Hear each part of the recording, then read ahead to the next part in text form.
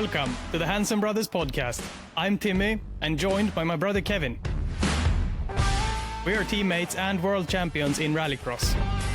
This podcast is our space to catch up while traveling the motorsport world.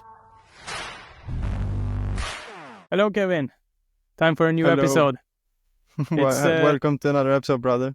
It's a busy time as always. We're working on loads of stuff behind the scenes. It's a race coming up for me this weekend in Doha, E1, and the second race of the season. We'll talk a bit about that.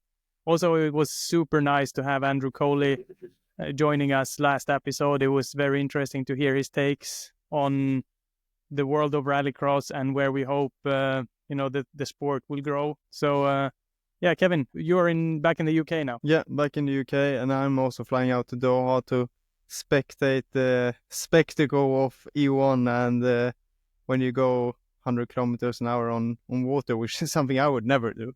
But I'm really excited for that. Back in the UK, sun is shining. But yeah, I really enjoyed that last episode with Andrew, I must say, just to touch on that quickly. And for anyone who missed that, go back and tapping. So interesting to hear from someone from his perspective that is not involved in any side, just like consume the sports from every angle and loves it and obviously commentates on the best part of it, the action on track. I think that was super interesting and just lovely to have a chat with him again. And I look forward to see him out on the races. Yeah, the same. And we wanted to invite him because he's like the voice of the fans almost. But by this point, you know how fans on social media loved his commentary, and he's always kind of voiced their opinions about, and I think like it came down to like keeping rallycross simple and just like keeping the sport the way the sport is and letting us fight out on track and bringing it to tracks where it's affordable to go, great tracks like Höljes that already exist, that was how he wanted. And I think his view is very relevant because he is the one commentating and he is the one like having to bring the hype to the people. So I very much enjoyed like listening to him, and thanks again, Andrew, for joining last week. It was a lot of people commenting on it afterwards as well. Keep sending your questions, by the way, if you have any when you're listening to this podcast. If you would like to know anything else, if you would like to bring some guests and so on, we're gonna do much more of that in the coming weeks and months. Yeah, for sure. But now I think it's time to deep dive into pre-race stuff, which is always exciting.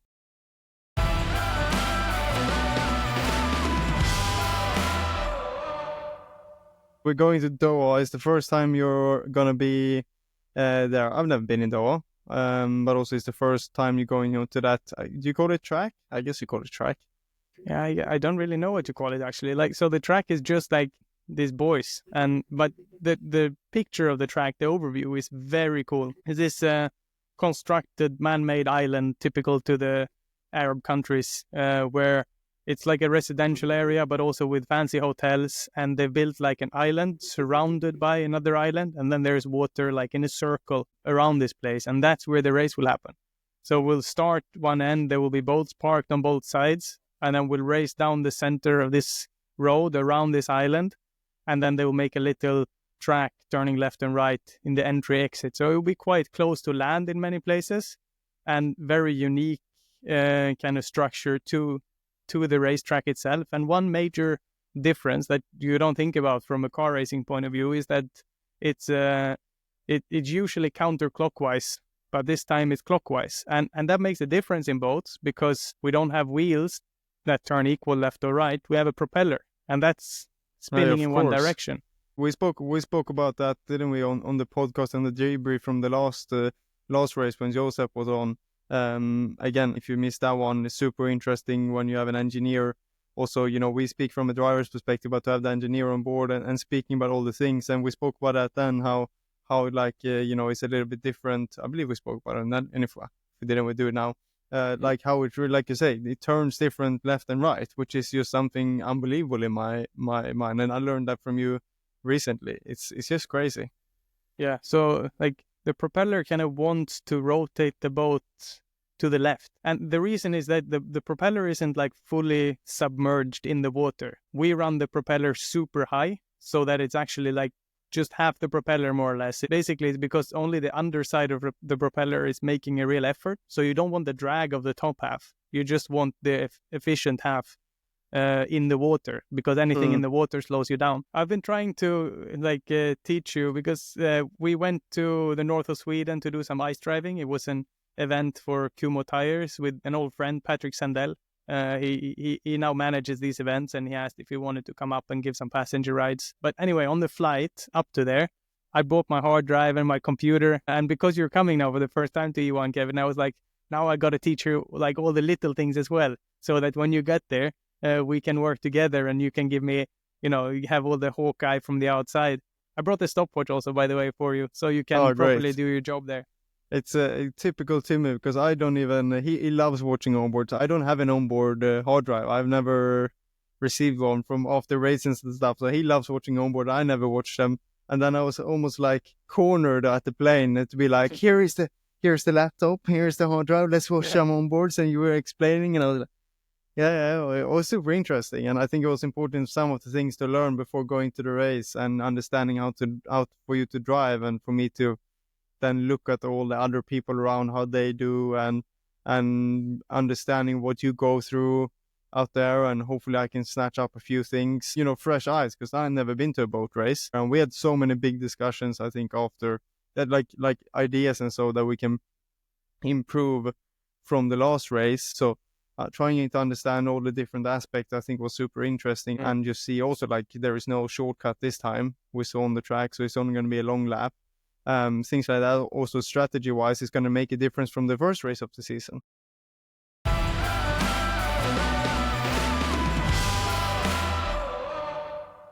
Obviously, the sporting side of things, and to be able to do that a lot is when you actually get up into a good flow. That's why you always, like, I love doing a lot of races, because you get into this great flow. You're in your own, you have a strategy of how you want to complete the weekend, and what your targets are, and how you want to work. And when you do that all the time, you get into this really good flow, and especially when you have good results, it's such a reward knowing that you're doing the right thing all the time.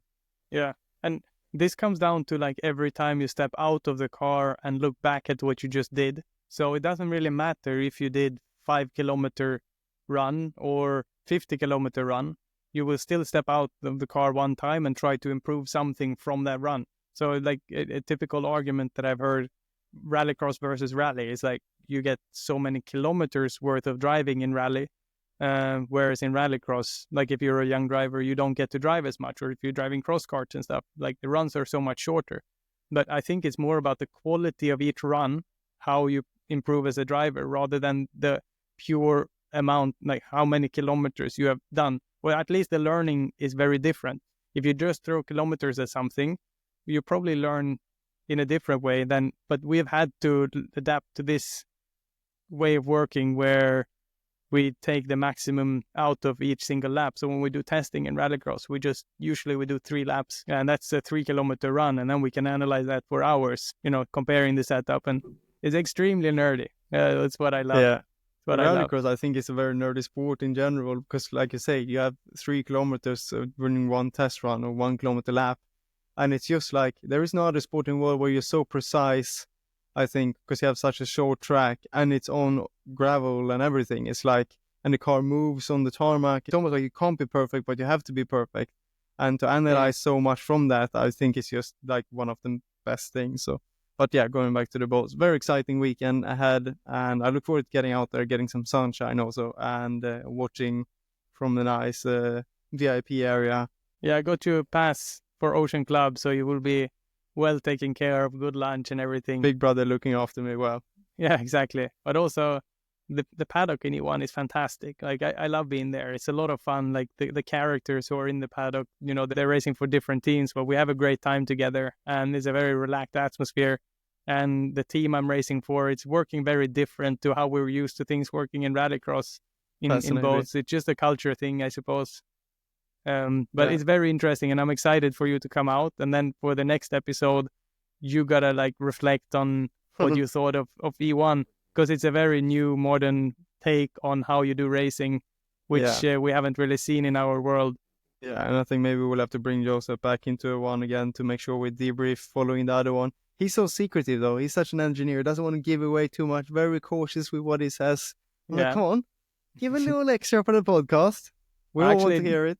I was just in the simulator with Joseph now because he's putting together a course for young engineers who want to learn.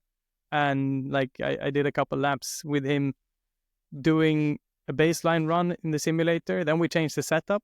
Like we reduced the wing, for example. And then like we did another run. And then it's up to the engineers, the young guys, to find what was good and what was bad. Also, we put some weird roll bar setting that should make the balance of the car bad and so on. It will be good learning for the engineers. But yeah, he's a pure like thinker analyzing. But what he does good is that he has this connection to reality still. He doesn't get lost in any numbers. So he's very connected still to what's going on. That's what differentiates an engineer and a great engineer. I think when they can understand the engineering side, but also they have a touch of what is actually reality, because that's like my engineer Graham. He's very much into the real world things, and he's not such a big expert in all the numbers and stuff. So then obviously we have people to assist in that, but like to have both things and a group of people strong in different things, like Joseph, one that is as good on both sides of real and not real, and then someone very good in the real style understanding and someone very good in data. It's like a good mix of people is always very interesting.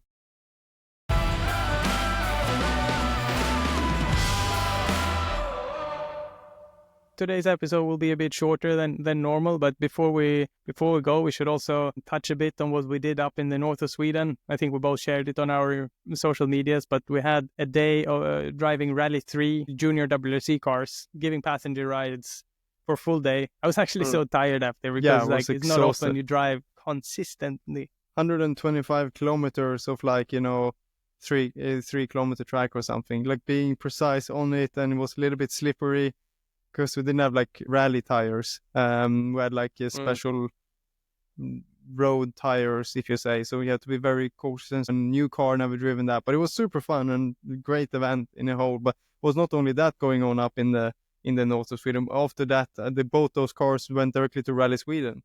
And I was watching the news back here when I came home, and Williams have had their launch in F1 at Silverstone, and there was a BBC thing in the morning news about the new appendix in the FIA about driver it's like driver language and stuff. And Carlos Sainz was saying he did not agree with the new regulations about swearing and putting a mic straight in our faces and broadcasting everything. And obviously there was a few drivers last year who got a fine. Now in WRC, I missed this, but there was Adrian Formore. He got a €10,000 fine for swearing in the last stage of the rally. And it's just crazy. Like, I find it unbelievable that we get so penalized for swearing. It's like, why is that? It's so normal. Everybody in the world swears. Why can't we swear? It's even legal on Swedish television to swear.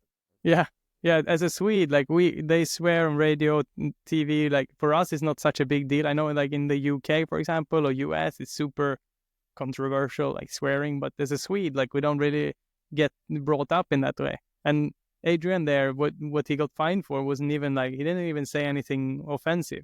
He said like we effed up, and with that €10,000 fudged up. Yeah, exactly.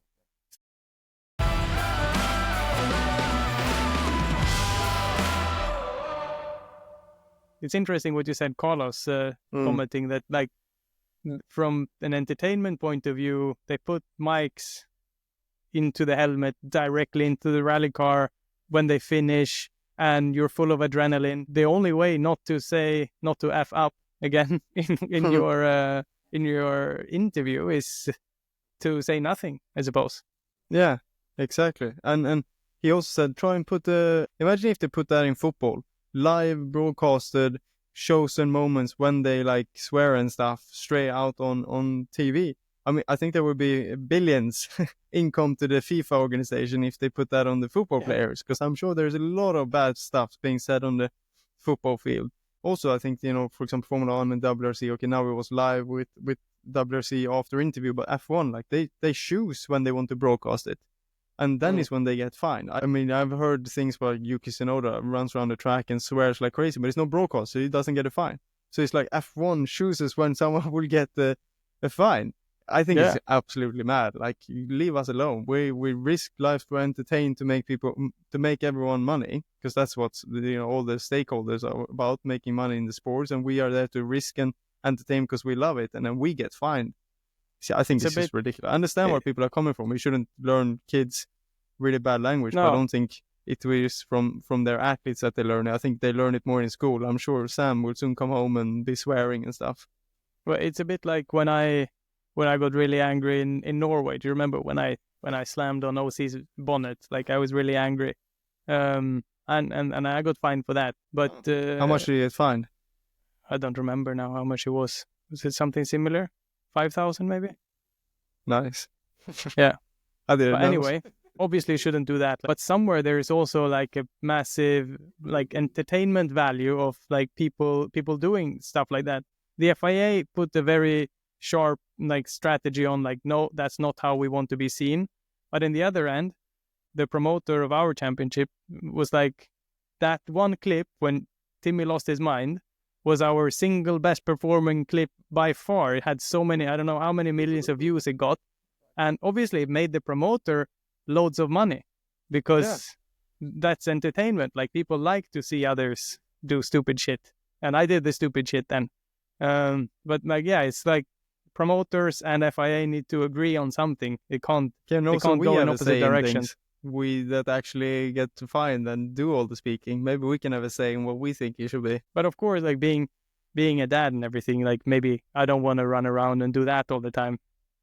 But hey, that's what happens sometimes. When you have adrenaline in your body and TV cameras are there, you don't really think straight all the time. You do stupid shit, If people can experience the emotions you have at like when someone does something to you on track, or if you lose something, or if you win, like those feelings that you get, it's like it's an out of human experience or out of body experience when you feel at the most in motorsport. I think it's crazy. Yeah. Hot take from the Hansens. We tried to. Did you realize we both avoided swearing because of the risk? Yeah, I've sweared in other podcasts. Nobody can find me here. Or maybe Mom will send me a fine. But like, you owe me 50 quid. You put in the swearing jar. Yeah. No. Oh, correct. Well, I know you have to go pick up Sam from school, so will be a bit shorter time this time. But I look forward to see you I land on Thursday morning. I fly Wednesday evenings. But yeah. Cool. Staying busy as always. Yeah, thanks for listening this week, guys. And send us like Instagram DM or whatever if you have an idea of someone we should have as a guest, or if you want us to bring up some kind of topic. Like that kind of feedback really helps. But thanks for listening today. It means a lot to us that all these people tune in every week, every Thursday when we release these episodes. Very thankful for that. Leave a like if you enjoyed it. Yeah, and don't forget to subscribe, and we'll see you guys next week. I'll see you on Thursday morning. Awesome. Over and out.